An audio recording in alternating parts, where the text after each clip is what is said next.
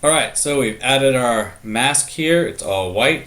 There's the next step. Because the idea is that I actually want to hide all of this content, and eventually, and I'm just going to do is paint this little as an example. So eventually I want to be able to hide this content so that Margot's mask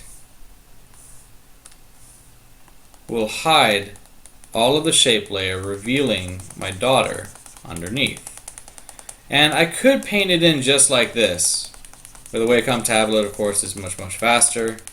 But I would actually be losing out on a lot of little great nuances in this hair, and it'd really be hard to try and paint away all that hair and the detail. And it'd be kind of obvious in the end that, hi, I've been photoshopped, how are you?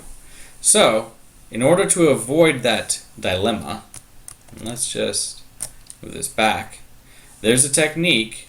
By selecting the mask layer and going to the mask palette down here, I can hit color range. And before I do that, I did forget one very important thing. I have to hide my shapes again.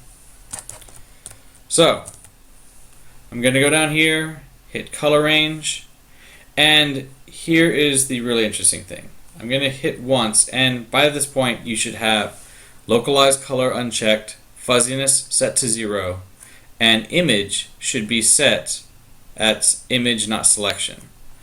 So if I use this eyedropper, it's going to select, as you can see, one little strip, so to speak, of pixels that are identical.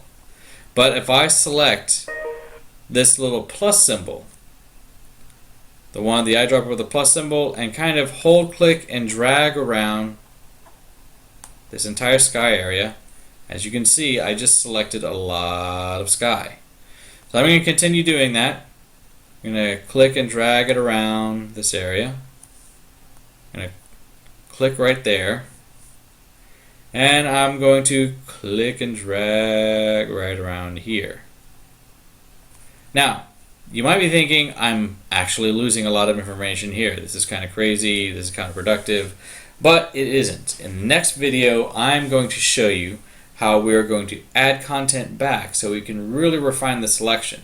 The main reason for doing this was so that I could get a good amount of selection. I'm going to get the magnifying glass. I can get a good amount of selection going on here in the hair. You might think that this isn't enough, but trust me, we're going to actually refine this, and it's going to look really great once I show you the next tools.